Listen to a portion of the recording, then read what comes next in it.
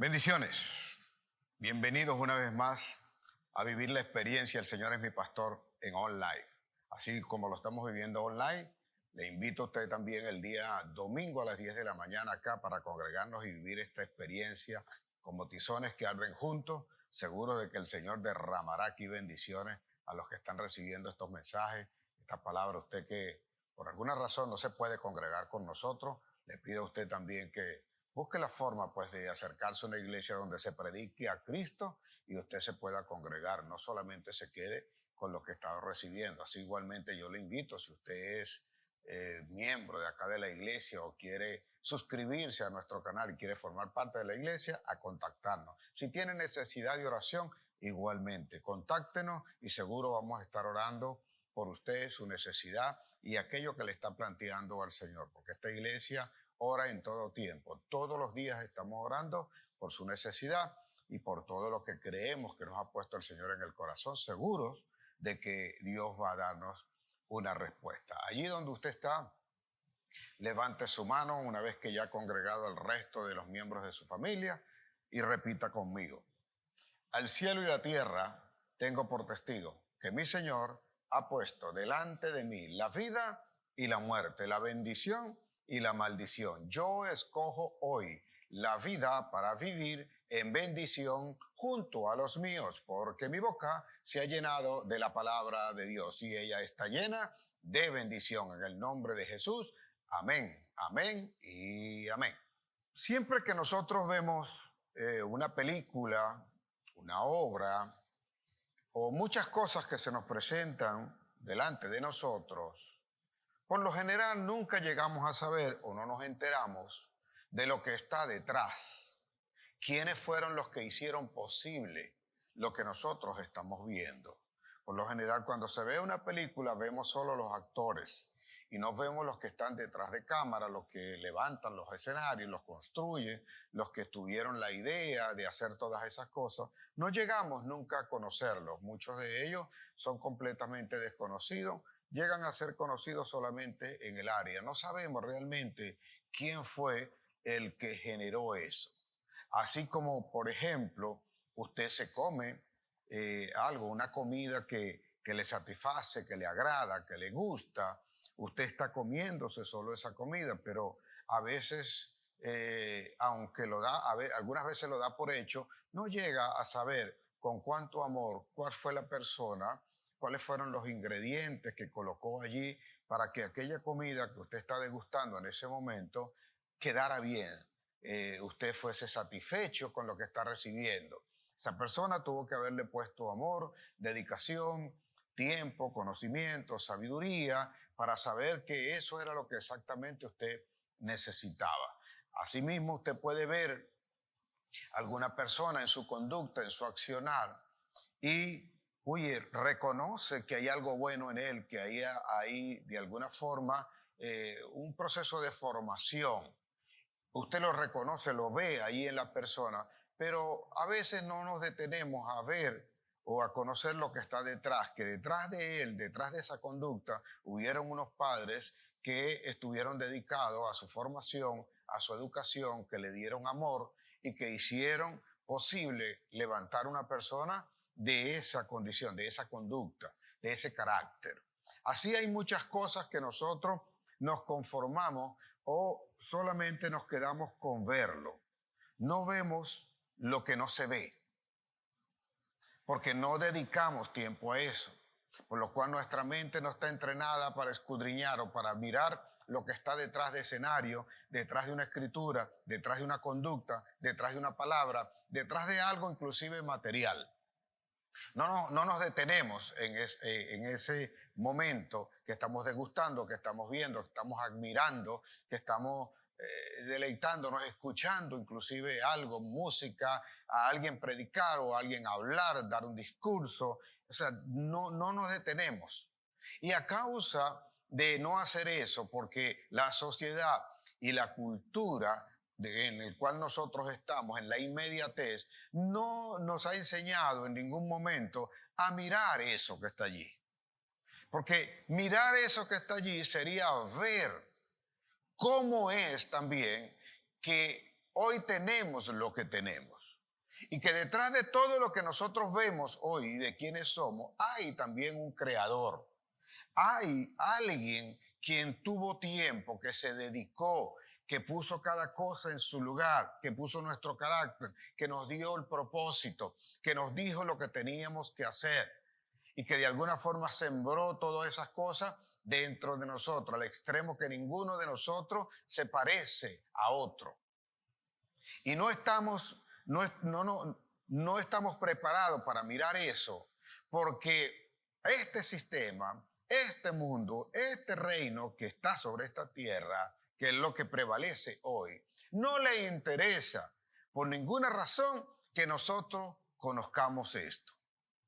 Esto lo perdimos en el momento en que el Espíritu fue apartado de nosotros, en el momento en que Adán y Eva pecaron, nuestros padres pecaron y fueron apartados, fueron separados de aquella comunión, de aquella presencia de Dios que se paseaba en el huerto, que hablaba con ellos, que les guiaba, les dirigía, podían preguntarle lo bueno, lo malo, tener una conversación con Él. Eso lo perdimos en ese momento a causa del pecado, y así le interesa al que guía, al rey, al príncipe de los vientos, que guía sobre esta tierra, que reina prácticamente acá, no le interesa que usted conozca eso, porque conocer eso sería justamente establecer el reino sobre esta tierra, y sería el conocimiento y el acercamiento hacia Dios para con nosotros, y no tendríamos ganas de salir de allí, porque allí veríamos la grandeza y el poder de Dios obrando en nosotros y obrando sobre esta tierra, estableciendo verdaderamente el reino sobre esta tierra. Hay innumerables ejemplos de estas cosas, y creo que dentro del proceso de salvación al cual vino a establecer Jesús, abrir la puerta para que nosotros pudiésemos entrar confiadamente a la presencia de Dios y volvernos a esa cercanía, también hay deseo de Dios de establecer al hombre sobre la tierra. Nosotros fuimos hechos para gobernar sobre esta tierra. De hecho, antes de pecar, ya Dios lo había establecido y colocó el hombre sobre la tierra. Y lo estableció con ese poder. Nosotros, cuando perdimos esto, no lo hemos podido recuperar.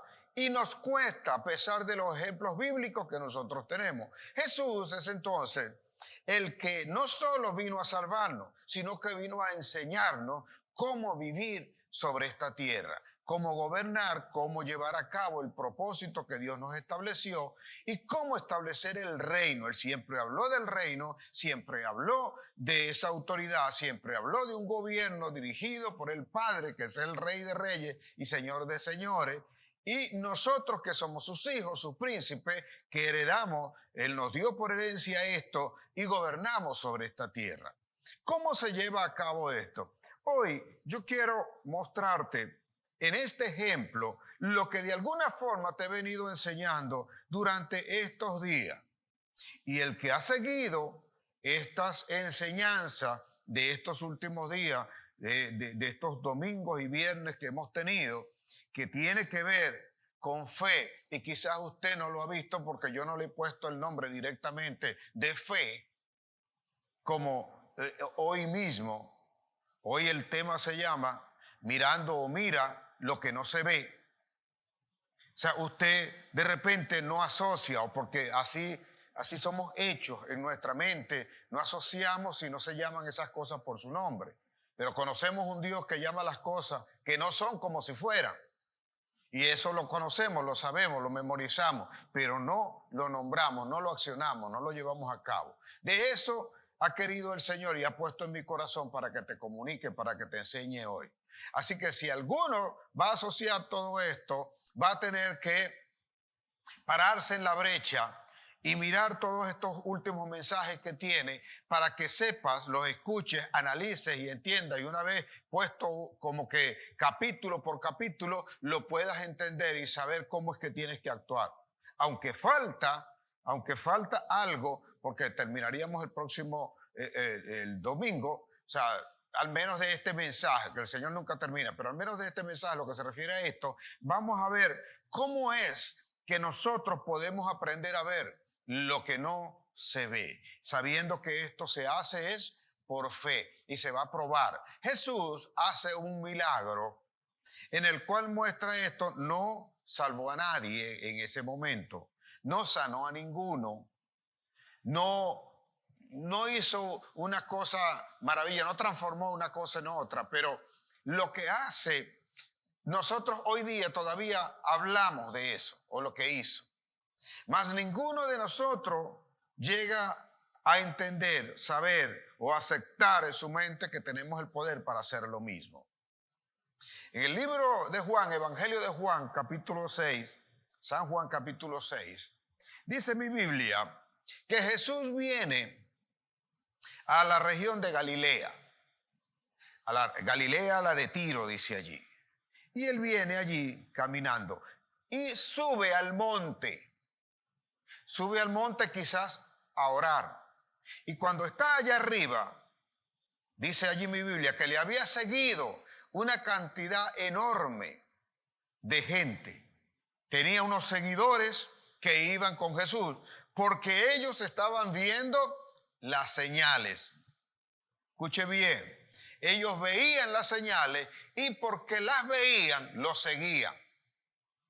Ellos no sabían o no conocían el poder que estaba detrás de las señales que estaba haciendo Jesús. Ellos solamente estaban viendo las señales. Y dice mi Biblia que era una multitud los que estaban allí. Y es cuando él sube arriba y ve entonces desde el monte aquella cantidad de gente, surge una inquietud en Jesús. Y hace, en el versículo 3, hace una pregunta. Esto tiene que ver con lo que he enseñado anteriormente. Jesús le pregunta a su discípulo, específicamente a Felipe, le pregunta, ¿cómo haremos para darle de comer a toda esta gente? Los otros evangelios dicen que se le acercaron y le dijeron que los despachara porque había mucha gente, que era muy tarde y que la gente debía irse, al menos que comiera algo y se fuera para su casa. Cosas como esa. Lo cierto es que siguiendo esta escritura, Él es el que pregunta. Jesús pregunta. Y como te puede preguntar a ti, ¿cómo vas a hacer para resolver esto? ¿O cómo hacemos para salir adelante con esto? O tal cual como dice allí la Biblia, ¿cómo vas a hacer para darle de comer a tus hijos si no tienes dinero? Y si son muchos, para vestirlos. ¿Cómo vas a hacer para arreglar tu casa, para tener lo que necesitas? Es la primera pregunta que te debes hacer y en la cual debes meditar. Y creo que lo que va a hablar el Señor hoy te va a dar respuesta para eso, para lo que tienes que hacer, en fe principalmente. Entonces, cuando ves esto, Jesús es el que pregunta y le pregunta entonces, ¿cómo haremos para darle de comer a tanta gente? Dice el versículo siguiente, pero esta pregunta la hacía para probarlos, porque él sabía lo que había que hacer. Segunda pregunta, ¿sabe usted lo que tiene que hacer? ¿O sabemos todos nosotros lo que tenemos que hacer? ¿Sabes cómo resolver o cómo enfrentarte a la situación que vives hoy? ¿Sabes cómo tu mente reacciona hacia eso?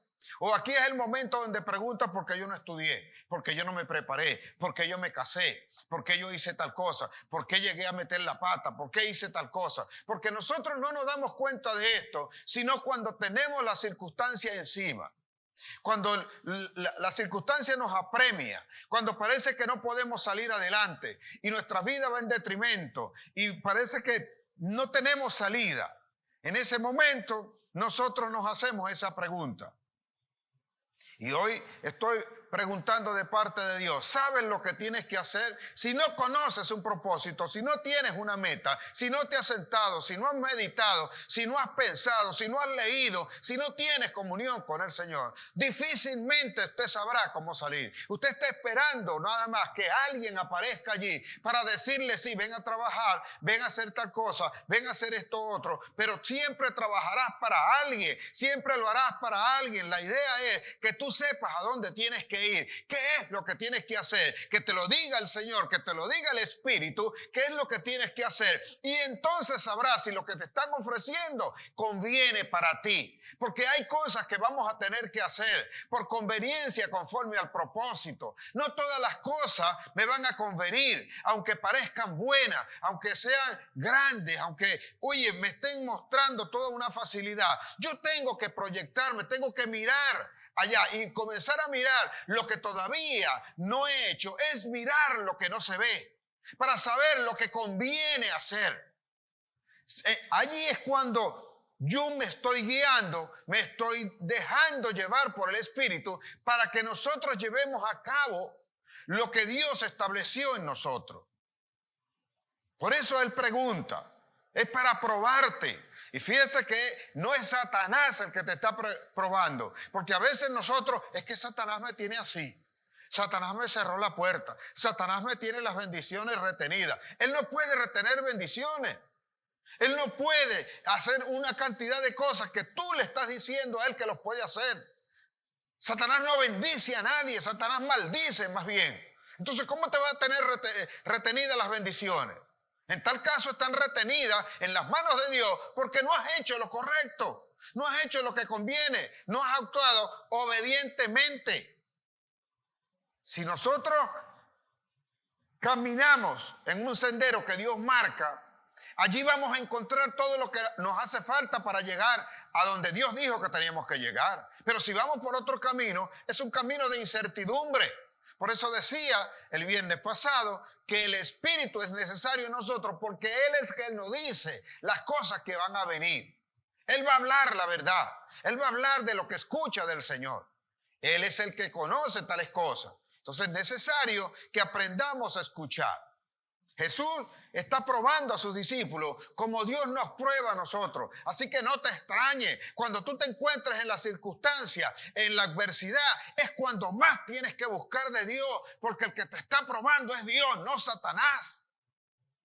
Y a veces, estando en la prueba, en vez de pedirle a Dios que te ayude a superar, que te dé la sabiduría, la fuerza para levantarte y superar la adversidad, lo que le pides a Dios es que, creyendo que es Satanás que te tiene ahí, que te lo quite. Que no que aprendas. Tú no estás pidiendo, Señor, enséñame que debo aprender de esto, qué es lo que tengo que conocer para yo no volver a cometer este error, para yo aprender a luchar, para que cuando se presente más adelante, porque yo he dicho acá que nivel nuevo es demonio nuevo, por lo tanto, si el nivel es más alto, también el demonio es más alto, y si tú no aprendes a vencer el pequeño, nunca podrás vencer también el más grande. Te pondrás las manos en la cabeza y quedarás postrado allí, quedarás rendido. Ante Dios no lo creo, pero sí ante el problema, ante el enemigo. Y Él se va a burlar de ti y del Dios que te dio el poder para vencerlo a Él. Así que Él es el que nos va a probar. Él es el que pone la prueba. Aquí estoy siempre en la prueba, pero como que caído. Levántate y sabes ahora dónde tienes que ir. Cuando Jesús hace esa pregunta y los está probando, vienen inmediatamente las respuestas. Esto es lo que no debería pasar con nosotros. Deberíamos entenderlo, deberíamos saberlo. ¿Y por qué nosotros no lo sabemos? ¿Por qué nosotros no conocemos tal cosa? Vea, viene la lógica inmediatamente de los hombres. Felipe viene y le dice, Señor, 200 denarios. Creo que a lo mejor le preguntó a Judas. Judas, ¿cuánto tienes ahí? Dime la verdad. Dime, no me vayas a estar mintiendo, porque yo sé que tú te queda algo y siempre dices que tienes la mitad, porque la otra mitad te la embolsillas tú. Así que dime la cosa como es. Dime realmente cuánto te queda ahí. Dime la verdad. Y quizás Judas le dijo, tenemos solamente 200 denarios. No nos queda más nada. ¿Estás seguro? Le pregunta Felipe. Y Felipe le dice al Señor, Señor, 200 denarios no darían para comprar pan y que alguien coma aunque sea un pedazo. No alcanzaría, Señor, para esto. La respuesta parece lógica, pero ante Dios no. Por eso es que lo está probando. Por eso es que te está probando, para saber cómo reaccionas, cómo respondes. Y luego luego sale Andrés y también va a dar una respuesta. Pero quiero que vea primero esta lógica de Felipe. O sea, así te van a probar a ti. Tú vas a dar la respuesta conforme a lo que tú ves, conforme a lo que tú conoces. Nunca vas a dar una respuesta conforme a lo sobrenatural. Y allí es donde está la prueba, y allí es donde está el meollo de todas estas cosas. Cuando le preguntaron, él, para probarlo, él dijo, Señor, 200 denarios no alcanza para dar comida a toda esta gente. Vamos a alimentar a 5,000 personas. Pastor, ¿y de dónde usted va a sacar eso? Si aquí no hay eso. No hay ni dinero, aquí no hay nada, la gente no aporta, la gente no ofrenda, la gente no dice esto, no tenemos nada. O usted tiene algo escondido ahí que yo no. Sí, siempre tengo algo no escondido, algo que sé que de dónde viene. Viene de arriba, viene del reino, viene de lo que creó Dios, viene de lo que tú no has visto, pero que yo sé que existe. Ahí es donde tenemos que estar. Porque observe lo siguiente. La respuesta de Felipe es lógica, es una respuesta racional, pero no tiene nada que ver con lo espiritual. En esto, para saber qué es lo que está ocurriendo, tenemos que pasar a ser hombres nuevos. Aquí es donde viene el nuevo nacimiento, de la forma como pensamos, de la forma como vemos, de la forma como actuamos. No se trata simple y llanamente el nuevo nacimiento de levitar. El nuevo nacimiento tiene que ver con la santidad. Y la santidad no tiene que ver simple y llanamente con que me ponga una falda larga, con que de repente yo parezca que no toco el piso, que estoy levitando, que paso todo el día orando, que paso todo el día leyendo, que paso todo el día supuestamente teniendo la comunión con el Señor, subido en el monte, levantándome a las 2, a las 3 de la mañana porque necesito orar. Pero no puedo actuar, no hago nada. El nuevo hombre aprende a ver las cosas que están en el reino. Aprende a actuar de una manera diferente. Se guía por el Espíritu. Aprende a traer las cosas que están arriba en el cielo y las pone acá en la tierra, creyendo que el que le ordenó que hiciera algo acá tiene el poder para darle todo lo que necesita. Y si en algún momento cayere, hasta que Dios no diga que te vas a quedar allí postrado, entonces sabes que vendrá poder de Él para levantarte, aún de los muertos. Porque si el propósito no se ha cumplido, Dios va a actuar allí y te vas a levantar. No importa la condición, no importa los años, no importa dónde estás. Si lo estás creyendo, es factible, y si es la voluntad de Dios, lo vas a poder hacer. Ahora, si no es la voluntad de Dios, vas a estar luchando contra Dios. Pero si conocemos la voluntad de Dios, sabemos por qué tenemos que avanzar. Esa era la razón por la cual Pablo decía que lo dejaran seguir predicando. Lo habían apedreado, lo dieron por muerto inclusive, pero él pedía que lo dejaran seguir predicándole a la misma gente que le había apedreado, porque conocía cuál era el propósito, y el Espíritu lo inclinaba hacia eso. Pues es el mismo Pablo que entonces viene y nos dice a nosotros en Efesios 4:22, él dice: y en cuanto a la pasada manera de vivir. ¿Por qué habla de la pasada manera de vivir? Porque si tú eres una nueva criatura, no eres una nueva criatura para repetir lo que está escrito en 1 Corintios 5:17. Si alguno está en Cristo, nueva criatura es. He aquí las cosas viejas pasaron, todas son hechas nuevas. Y eso lo sabemos, lo conocemos. Pero de verdad las has internalizado, sabes lo que significa, vives conforme a eso, eres una nueva criatura. Vives conforme a los mandatos de Dios, porque eso es lo que es. No es que, no puedes ni reírte, no puedes decir esto, no puedes hablar. Eso es religiosidad. Aparte de eso de allí, por eso Pablo dice que en cuanto a la pasada manera de vivir, despojaos del hombre viejo. Te vas a despojar del hombre viejo. El hombre viejo es la forma de pensar, la forma de obrar, la forma de actuar. No es que te despojes del viejo que tienes en tu casa o de la vieja que tienes en tu casa, sino de ti mismo, de tu forma de pensar. Dice, despojaos del hombre viejo que está viciado conforme a los deseos del mundo, conforme a los que conoce, conforme al sistema. Él actúa conforme a la racionalidad. Él actúa de esa manera. Y dice, el 23 dice, y renovaos en el espíritu de vuestra mente. Porque es necesario que la mente sea restaurada y renovada en espíritu. Porque ahora es el espíritu, ahora no es tu racionalidad, ahora no es lo que conoce, ahora es lo que dice el espíritu que puedes hacer. Y yo sé que es difícil poder entender, aceptar, creer lo que de repente está sonando en nuestro corazón y retumba en nuestra mente y aún en nuestros oídos. Pero no es fácil poder aceptarlo. Pero quien se arriesga, quien cree, lo puede lograr. Aprende a ver lo que no se ve. La persona va a entender que tiene que hacer algo. ¿Y qué es lo que dice entonces cuando renuevas la mente? Dice, y vestíos del hombre nuevo que está hecho conforme a lo divino, conforme a lo que Dios estableció, conforme a Jesucristo. Tienes que vestirte de ese hombre nuevo que está hecho ahora, no está conforme al mundo, está conforme al reino, conforme a Dios, conforme a lo que Él dice. Vas a seguir haciendo muchas cosas que estás acostumbrado a hacer, solo que las vas a hacer de la forma como Dios las estableció. Para que puedas entender por qué surge entonces el milagro. Por eso la respuesta de Felipe es una respuesta lógica, racional, de un hombre que todavía no conoce las cosas que funcionan en el reino. No hay espíritu, pero nosotros ya tenemos el espíritu. Sabemos lo que tenemos que hacer. Sabemos de dónde viene todo.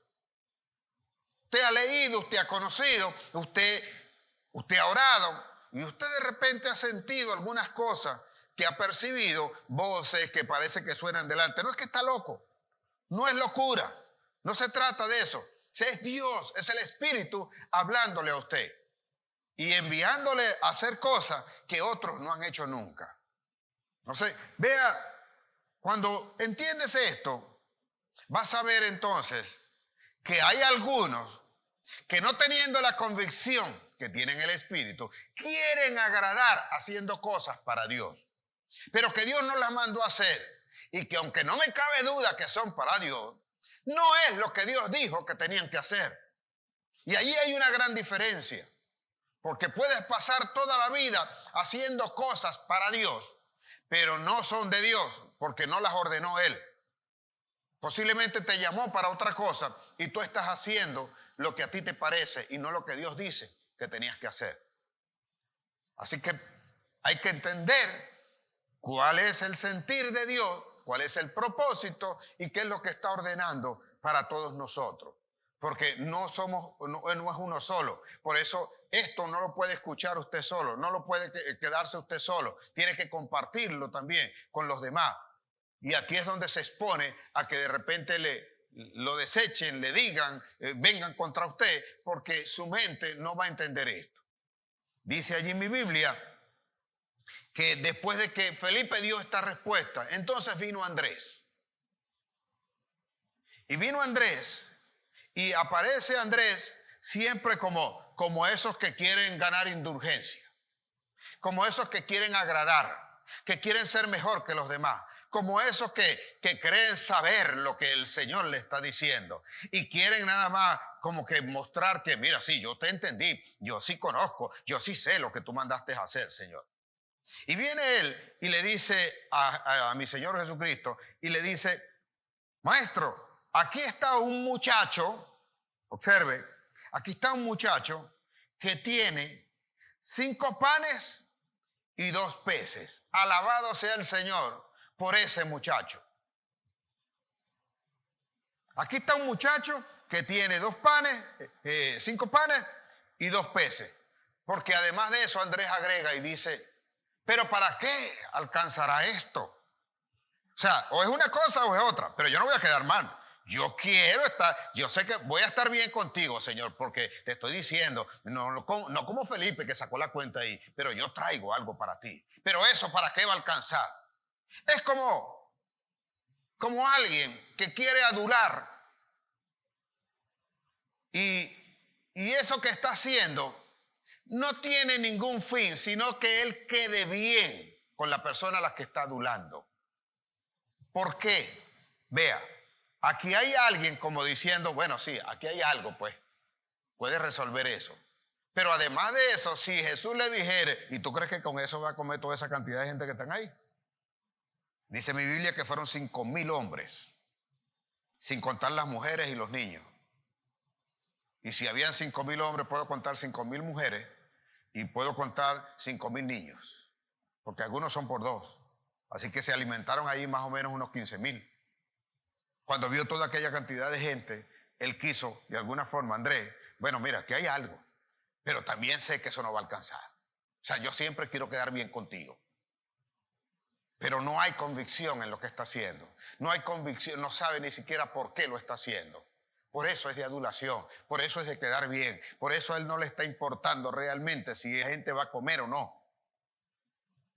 A él lo que le está importando es la posición que él pueda tener delante del Señor.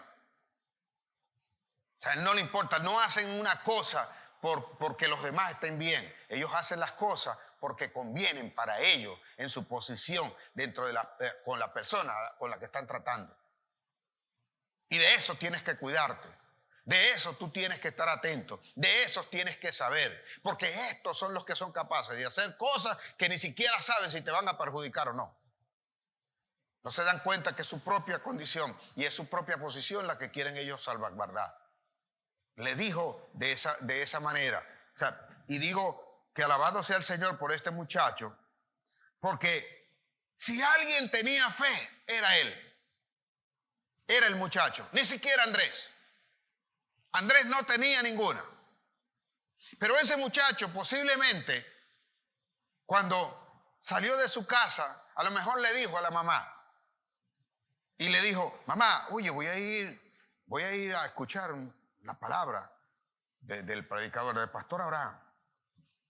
Y quizás la mamá le dijo, oye, hijo, sí, está bien, ajá, va para la iglesia. Toma, llévate esta viandita, pues.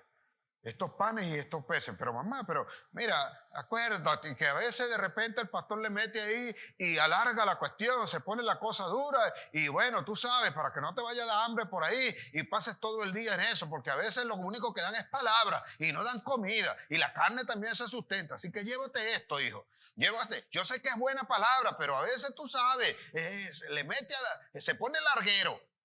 Y va allí, oye, y tarda demasiado. Y entonces fuiste por media hora y te tuviste que calar 2 horas allí. Así que llévate la comidita, hijo. ¿Y cómo tú sabes, ma? Bueno, porque yo fui una vez.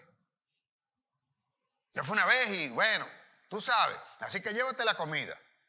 El muchacho toma su vianda y se va siguiendo a Jesús. Y está dentro de los que están allí. Y ha escuchado de forma tal la palabra de Jesús. Y ha visto, quizás lo ha seguido en otras oportunidades. O lo viene siguiendo desde quién sabe cuánto tiempo. Y él sabe lo que es capaz de hacer. Así que tiene que haber sido el muchacho el que fue. Y como no podía llegar hasta donde estaba el maestro, donde estaba Jesús, le habló primero a Andrés. Y le dijo a Andrés, mira, aquí están estos 5 panes y estos 2 peces. Entrégaselo. Bueno, muchachos, tú eres loco. ¿Y qué vas a hacer con esos 2 peces y esos 5 panes? Tan sencillo como que él sabe lo que va a hacer. Así como dijo María cuando Jesús convirtió el agua en vino. Hagan todo lo que él le diga que va a hacer. Aquel muchacho tenía fe. Aquel muchacho sabía que eso puesto en las manos de Jesús era capaz de darle alimentación a toda esa gente que estaba ahí y aún mucho más. Hay alguien que tiene que saber cómo es que hay que dar. Con fe hay que dar. Con fe sabiendo que lo que entrega es lo que se va a multiplicar. Esto tiene que ver con la forma de ofrendar. la forma desprendida y la fe de a quién le estamos entregando. Es una acción de fe. Ver lo que no se ve. Dar por lo que aún no hemos recibido. Pero nosotros acá, cuando alguien va a dar una ofrenda, no es desprendido. Hay algunos que sacan cuenta de cuánto recibieron para poder dar un diezmo. Y ver, e inclusive, si es antes del IVA o después del IVA. Si es del neto o es del bruto. Porque siempre hay algunos brutos que calculan primero para después poderle dar al Señor. No terminan de entender en qué es lo que consiste esto. Este muchacho creyó en su corazón. Este muchacho, cuando entregó esos panes, sabía lo que iba a recibir. No, ¿crees que ese corazón no lo conocía el Señor? ¿Tú crees que Jesús no estaba allí y sabía que había un muchacho con un corazón de esa forma? Porque dice al principio que los iba a probar, y no solamente estaba probando a los 12 que tenía con él ahí, sino al resto de los que estaban y habían escuchado la palabra de él. A todos nosotros, cuando prueban a alguien, el resto, sin saber que los están probando, a ellos también, porque Dios prueba el corazón. Dios prueba el corazón. A veces cuando tú ves, bueno, es él el que está en el problema, es él el que tiene que rendir cuenta, es él el que tiene que superar las cosas, es él el que va a hacer las cosas. Pero dependiendo de tu actitud y de tu conducta, Dios también está midiendo tu corazón. Dios también lo está probando allí. ¿Cómo das tú? ¿O cuál es la forma que da? El diezmo, quien da un diezmo, o cómo lo daban. ¿Cuál es la ley de este diezmo, de esta ofrenda, para que aprenda a dar? Porque es momento donde entiendes cómo es que tiene que dar esto. Cómo es que se ofrenda para el Señor. Yo no saco cuenta, por eso es que yo no diezmo, yo ofrendo. Yo ofrendo por lo que voy a recibir. ¿Qué era lo que hacían los israelitas? ¿Qué era lo que hacían los hebreos? ¿Qué hacían ellos para darle? ¿O qué es lo que significaba la ley? Usted saca cuenta, usted recibe primero y después le da a Dios. Y por esa razón algunos dicen, oye, pero ven acá, lo que tengo y he recibido es muy poquito. ¿Cómo te voy a dar una ofrenda? ¿O cómo lo voy a gastar en pasaje yendo para la iglesia? No, o sea, yo tengo que ir a trabajar. Porque si no trabajo no como. Pero si a Dios le da la gana de levantar la mano y que tú no comas, no vas a comer más. Ahora, tú no tienes que pagarle por eso. Entiende esto que te voy a decir. ¿Cómo era que daban el diezmo o cómo dan los diezmos los israelitas? Cuando los israelitas cosechaban, los israelitas no iban y recogían la cosecha primero. Y después sacaban la cuenta. ¿Cuántos granos o cuántos kilos o cuántos, o como medían ellos, cuántos homer, que era la medida más grande que ellos tenían, cuántos homer recogían para dárselo entonces el diezmo a quien tenían que dárselo? En este caso, en el templo, al sacerdote. No hacían eso. Ellos tenían la cosecha, sembraban su cosecha y le entregaban al Señor las primicias. El diezmo de eso lo sacaban, lo agarraban y se lo entregaban al Señor. Lo que se conoce como la gavilla. Por eso se dice que Jesucristo es la gavilla de nosotros. Y se la llevaban al sacerdote.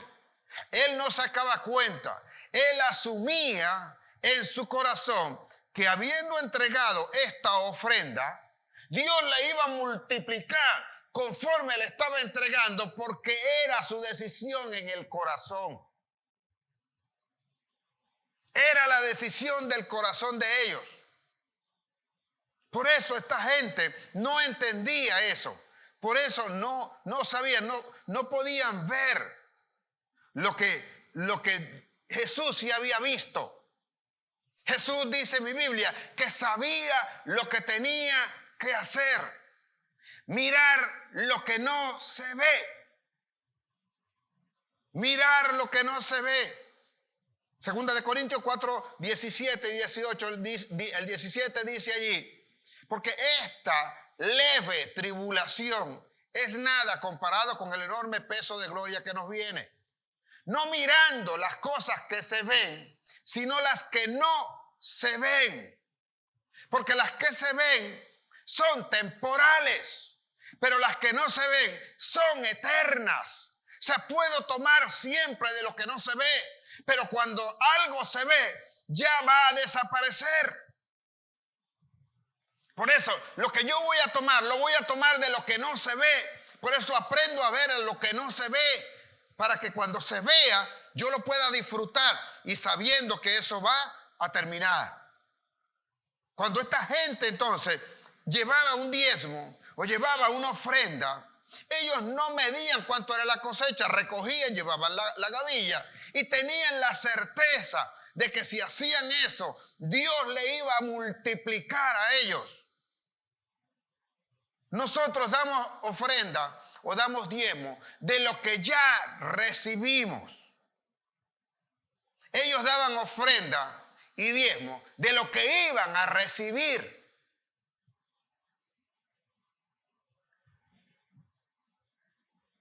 Yo sé que le va a costar poder entender esto. Pero esta gente, así era como funcionaba. O así es como funciona. Ellos dan diezmo y ofrenda de lo que saben que van a recibir, no de lo que ya recibieron. Cuando tú estás dando, en realidad estás recibiendo. Y eso es fundamental para el que ofrenda. Por eso es necesaria la fe. Cuando el muchacho dio lo único que tenía. Tenía 2 peces y 5 panes. Y cuando los entregó, sabía que eso se iba a multiplicar. En las manos del Señor se multiplicaba. Si él hubiese sacado el diezmo y hubiese dicho, yo como primero y después le doy a los demás, no hubiese alcanzado para nada. Observe, dése cuenta, usted conoce la Escritura y si no, detállela, medítela conforme le estoy enseñando. Por eso despeje esa mente racional que no le permite a usted entender esto. ¿Cuál es la posición? ¿O qué es lo que debemos tener? Cuando Andrés le dijo esto a Jesús, Jesús no le objetó, sino que los mandó. Porque como le dijo, ¿para qué alcanzaría esto? Aquí es donde viene la prueba. Y como que Jesús le dice, yo te voy a demostrar que sí funciona. Que el corazón que entregó esto tiene tanta fe que sabe que le puedo dar de comer a todos los que están aquí acostados, sentados, esperando aquí que le dé de comer. Nunca le dijo eso a Andrés directamente, porque no lo dice la Biblia. Pero te aseguro que era algo relacionado con esto.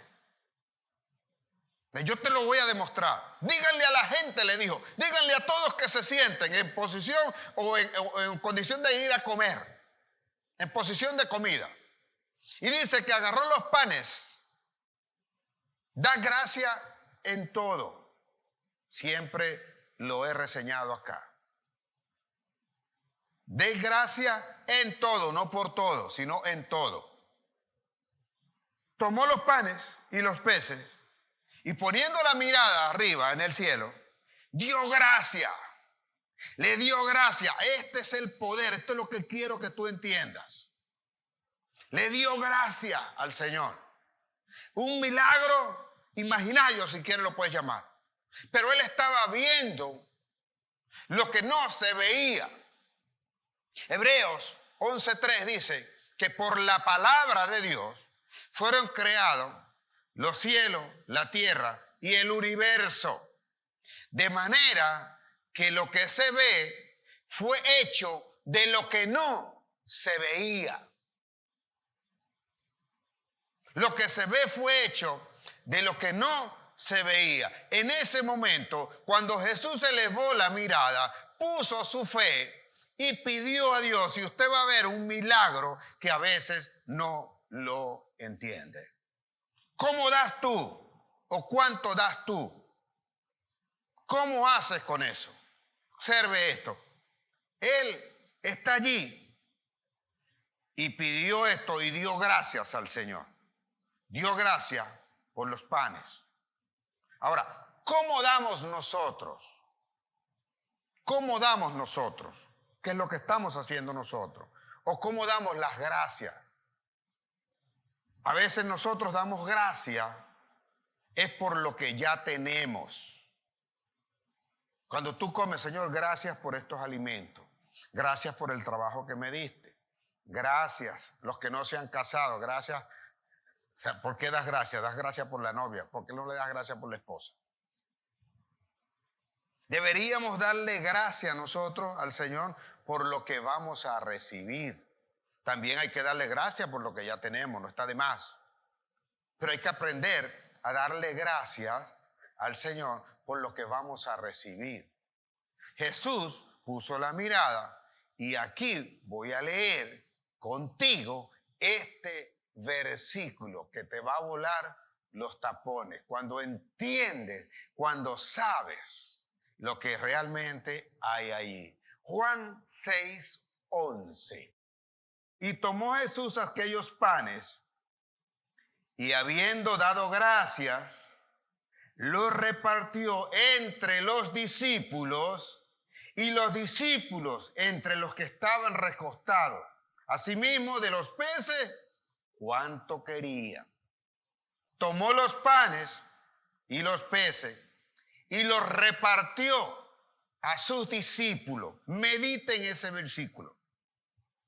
Alimentar a esas 15,000 personas implicaba, a razón de esas 12 discípulos que tenía Jesús, entregar aproximadamente 1,000 y tantas porciones de comida, de peces y de panes en las manos de cada uno, si era Jesús el que lo estaba multiplicando.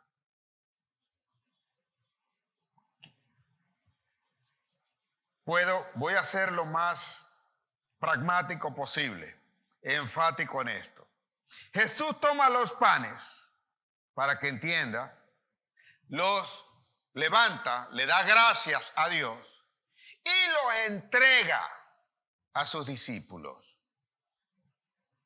Hollywood muestra como que estuvieran en una cesta para que no se vea dónde ocurre la multiplicación. Pero si se los entregaron a Jesús, Jesús lo único que hizo fue esto. Y los discípulos son los primeros testigos de que Jesús tomó aquellos panes y aquellos peces y se los entregó a cada uno de sus discípulos. Por lo tanto, cuando le entregaba a Juan, aquí se multiplicó. Cuando le entregó a Judas, que estaba allí, se multiplicó. Le entregó a Pedro, le entregó a Tomás, le entregó a Bartimeo, le entregó a Andrés, le entregó a Felipe y al resto de sus discípulos, le entregó a cada uno y seguía manteniéndolos en sus manos. Se estaba multiplicando en las manos de Jesús. Pero si usted lee bien, dice que Jesús se lo entregó a sus discípulos y los discípulos se lo entregaron al resto de los que estaban sentados para comer. Por lo tanto, el mismo milagro que estaba ocurriendo en las manos de Jesús, también estaba ocurriendo en las manos de los discípulos, porque no podía ser que Jesús le pusiera en sus manos unas 1,000 porciones de comida, no los taparían por completo. 1,000 peces al menos de cada uno. Y allí dice que le daban y comían cuantos peces quisieran, cuantas porciones quisieran. Así que Jesús estaba multiplicando, los discípulos estaban multiplicando y les estaba enseñando cómo era que tenían que ver lo que no se veía. Pero estaba ocurriendo porque Jesús estaba allí, porque Jesús, con presencia del Espíritu Santo, estaba mostrando el poder que tiene para la multiplicación, las matemáticas de Dios, las matemáticas divinas. Isaías 40:29 dice que Él multiplica, lea bien, Él multiplica las fuerzas del que no tiene ninguna, es decir, el que tiene cero. Si usted entiende eso, o entiende algo de matemáticas, sabe que todo número multiplicado por cero es igual a cero. Pero Dios no. En las matemáticas de Dios, el que no tiene nada, el que tiene cero, Dios se las multiplica. Y le pone lo que le da la gana. Le pone cuanto quiera. Y eso va a depender de alguien que creyó en fe que eso que estaba entregando podía darle de comer a toda esa multitud. Cuando tú entregas una ofrenda, sabes o le pones fe para creer que va a multiplicar no solo a ti, sino a todos los que están en la iglesia y los que necesitan y a los que le damos y a los que alcanzamos. O egoístamente, en nuestro corazón, sin darnos cuenta, nosotros creemos que de verdad nos va a beneficiar solamente a nosotros. O estoy cumpliendo, para que no digan nada, voy a dar algo ahí. Ahora te das cuenta por qué no tienes. Ahora te das cuenta que te falta, ¿en dónde? En el corazón. Vea, 2 Corintios capítulo 9, versículo 6 y 9, perdón. Dice allí Pablo lo siguiente. Yo quiero leer esa escritura porque te la quiero enseñar, te la quiero multiplicar. Te la quiero multiplicar en tu corazón. 2 Corintios 9, 6. Dice Pablo lo siguiente. Por esto digo, el que siembra escasamente, también segará escasamente. Y el que siembra generosamente, generosamente también segará. Observe, quiero explicártelo, porque este es un versículo que se usa para manipular y poner a la gente a ofrendar, a diezmar, sin enseñarle, sin explicarle en lo que consiste. Por lo cual, la bendición de dar se pierde porque no lo sabe, porque no tiene fe, porque no lo tienes en el corazón. Sabemos siempre, y siempre te dicen, y el que da escasamente, segará escasamente, y el que da abundantemente, él segará abundantemente. El que siembra, cosechará. ¿Y es ley? Sí, es ley.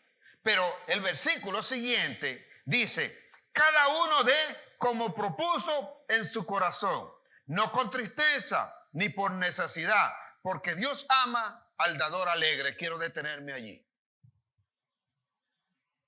Cada uno dé como propuso en su corazón. Tú puedes dar mucho, o digamos, puedes dar abundantemente. Pero si eso no fue lo que propusiste en el corazón y fuiste manipulado en tu mente, no vas a recibir nada. No sé si me estoy explicando acá. Esta vez lo que hizo el muchacho cuando entrega los panes y los peces, que siendo poco, lo dio con el corazón generoso para que le dieran a los demás, creyendo que Dios tiene el poder para dar mucho más abundantemente de lo que nosotros pedimos o entendemos. Es el corazón, porque si tú puedes dar mucho con egoísmo, no recibes nada. Pero puedes dar poco con mucho amor y con fe en el corazón y vas a recibir en sobreabundancia. Cada uno dé conforme propuso en el corazón. Eso es lo que vale. ¿Cómo estás dando la ofrenda? ¿Cómo estás haciendo? Por eso tienes que aprender a ver lo que no se ve. Cuando ves lo que no se ve, es el corazón obrando. No hay alguno que pueda ver lo que no se ve y que no sepa que lo que está haciendo, lo que está dando, va a multiplicarse en sobreabundancia. Pero usted pueda entender, porque esto, al recibirlo, esto hizo algo en mí. El entender, y me llevó al momento en que en Génesis 4 el Señor dice la Biblia allí que andando el tiempo vino Caín y trajo una ofrenda, y esa ofrenda siempre me ha llamado la atención que también era buena. Que Caín, suponte, como siempre digo, llevó una patilla, llevó la patilla más grande. Llevó una patilla hermosa, dulce también. Y dice luego que llevó luego una ofrenda que escogió y buscó de lo más gordo, de una oveja que no estaba perniquebrada, de la más hermosa, la mejor. ¿Qué es lo que hace que él escoja lo más gordo, lo mejor, lo que no tiene defecto? El corazón. Porque mi Biblia dice allí Y miró Dios con agrado la ofrenda de Abel. Y entonces se puso de manifiesto la forma como Caín había entregado su ofrenda. Egoísta. Porque cuando vio que Dios le agradó la ofrenda de Abel, inmediatamente él se molestó. Y le dijo al Señor: ¿por qué se ha endurecido tu semblante, Caín? ¿Por qué quieres pecar? ¿Por qué te molestaste? ¿Por qué hiciste tal cosa? ¿Para qué me diste una ofrenda si te vas a molestar? Si tu ofrenda no sirve de nada, no le estás poniendo nada en el corazón para que los demás reciban y tengan lo que tú supuestamente quieres lograr entregando algo. Entonces se da cuenta por qué Ananías y Zafira caen muertos delante de Pedro, no por Pedro, sino por el Espíritu Santo. Porque el corazón de ellos no estaba para que esa ofrenda fuese y cumpliese para lo que Dios lo había determinado, sino que ellos querían aparentar como los demás y decir: bueno, nosotros también damos. Por eso sacaron su cuenta y dijo: oye, vendimos la heredad en tanto. Como algunos: oye, pero eso vale tanto. No, oye, no, la iglesia... No, primero le pedimos a Dios: Dios, cuando venda esto, o cuando tenga esto, cuando tenga el trabajo, cuando reciba, cuando haga esto, yo te voy a dar esto, Señor. Y luego: oye, pero eso es mucho, ¿vale? Oye, no, vale, eso, ¿cómo le voy a dar yo? Tú sabes, oye, $10,000, $100,000 para la iglesia. Oye, no. No, vale, 10,000 con 10,000 va bien, tú sabes. ¿Quién le ha dado $10,000 a la iglesia? Y después decimos: oye, ¿y si se los agarra el pastor? Oye, no, vale 1,000. 1,000. Nadie le da $1,000 así tan fácil a la iglesia. No. Vale 1,000. Oye, pero no, ahí hay un poco de gente y esas cosas y de verdad le van a usar. Mejor yo le voy dando una ofrenda, le doy 100 esta semana, 100 el próximo mes. Y así, tú sabes, le voy a dar lo mismo. Le voy a dar lo mismo, pero yo se lo doy cuando yo quiera. Yo se lo doy cuando yo digo y como yo digo. Hay fe en ese corazón que está dando para que esa ofrenda cumpla aquello para lo cual Dios te bendijo a ti. Porque te bendijo porque Dios quiere bendecir a mucha gente más. Observe que allí con Jesús no había nadie más que tuviera comida. Todos estaban más pelados que rodilla de chivo. El único que traía allí, ni siquiera ellos mismos traían comida. El único que traía algo era ese muchacho. Y le puso fe, le puso corazón, le puso amor. Cada uno dé conforme ha dispuesto en su corazón. Porque el que da generosamente segará, cosechará generosamente. Pero el que da escasamente no cosechará escasamente. ¿Por qué? Porque se está tratando, porque si no lo entiende, se está tratando de cómo es la cosecha que tú propusiste en el corazón. ¿Cuánto produce lo que tú estás dando? Yo le digo acá, cuando usted da una ofrenda, póngale fe a la ofrenda, porque eso le va a bendecir a usted y va a bendecir aquello para lo cual usted la está dando. O sea, si entiende eso, allí tendría que seguir leyendo esa escritura y va a ver que Pablo sigue diciendo que Dios le va a prosperar, que Dios le va a bendecir para que tenga toda gracia, para que sea liberal, toda liberalidad, para que cuando tenga que dar usted no tenga que pedir, sino que sepa y tiene sobreabundancia en todo lo que ha de dar, de acuerdo a las riquezas en gloria en Cristo Jesús. En todas estas cosas va hablando Pablo de eso. Este es el milagro que a veces nosotros no entendemos. No mirar lo que se está viendo, sino lo que no se ve. Y eso va con tu corazón. Eso va con lo que tienes que ver. ¿Y crees que Dios no lo hace posible?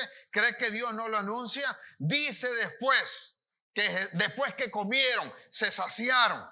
Dijo Jesús: recoged pues lo que sobra. Porque no solamente fue para los 5,000 o los 15,000 que alimentó allí. Y dice entonces, para que estuviesen conscientes los discípulos que eran a los que estaban probando, vayan y recojan. Y dice mi Biblia que recogieron 12 cestas, una por cada uno de ellos. Cabezones. Cada uno recogió su cesta, para que vean. Una cesta llenó. Pero cuando se las entregaron, cuando le entregaron la comida, eran solamente 2 panes, 5 panes y 2 peces. Eso es lo que hace el Señor. Eso es lo que hace que esa multiplicación venga. Eso es lo que hace que nosotros podamos ver. Y si eso es válido, te lo estoy explicando para que te sustente. Si eso es válido para sustentación, ¿crees que no será válido para todo lo que quieres hacer? Para la edificación de tu familia, para la edificación de tu empresa, para levantar la iglesia, para cambiar este país, para hacer las grandes cosas que Dios dijo que teníamos que hacer. ¿Crees que no es válido? Por supuesto, ese mismo poder se aplica en todas las cosas que nosotros hacemos. Si lo entiende, si lo asimila, o si todavía le está dando vuelta en su mente, dedique más un tiempo y lea y pídale al Señor que le dé la orientación. Porque yo también, al ver estas cosas, oye, ¿cómo es esto? Entonces me lleva a las diferentes escrituras, como esa que hoy dice en Hebreo, que la ofrenda que dio Abel hoy da testimonio por él, que clama. Y la ofrenda de Abel da testimonio hoy de cómo ama el Señor y de cómo se deben dar. Cómo debe hacerse, cómo deben hacerse cada cosa, cómo se hace el trabajo, cómo se tratan a los demás, cómo se está actuando, si de verdad estoy buscando el beneficio de quien yo digo que amo, si estoy ayudando a alguien, si de verdad estoy haciendo las cosas correctas, si tengo un verdadero arrepentimiento en mí, si estoy dispuesto a vivir conforme a lo que Dios ha establecido. Y no simple y llanamente andar y decir como andaba Andrés o como andaban ellos por allí, no, yo ando con el maestro. ¿Pero creían en el maestro? No. Porque los que decidieron seguir son los que decidieron heredar el carácter de Cristo. No los llamó a una religión, no los llamó a una costumbre, los llamó a un estilo de vida, a obedecer la palabra que viene de lo alto, a tomar lo que está allá en los cielos y traerlo acá en esta tierra. Dijo pues el Señor a Pedro, en un momento, yo te digo a ti que tú eres Pedro, y a ti te entregaré las llaves del reino. Dice, y todo lo que atares aquí en esta tierra será atado allá en los cielos. Y todo lo que desatares en la tierra será desatado allá en los cielos. Para hacer eso hay que tener fe. Yo hago algo acá en la tierra, Dios hace algo en los cielos. Yo dispongo de que algo vendrá acá y Dios me lo mandará de allá en el nombre de Jesús. Hay grandes cosas. Yo no voy a mendigar más pan. Yo voy a comer de la mesa que adereza el Señor delante de los angustiadores, en presencia de los angustiadores, delante de mí. Allí pondrá el Señor las grandes cosas porque le he entregado mi vida, mi corazón y creo que hay corrección en Él. Y a medida que voy entendiendo, a medida que sé ahora cómo es que ordena el Señor que dé los pasos, me cuesta corregir, me cuesta entenderlo, pero sé a dónde voy, sé cómo enderezar, sé cómo guiar, sé cómo hablar, sé cómo vivir, sé cómo poner mi corazón para que sea el Señor bendiciendo a todos los que reciben la palabra, a todos los que aquí se congregan y a todos los que hemos de alcanzar por el testimonio de todos los que han de venir en el nombre poderoso de Jesús.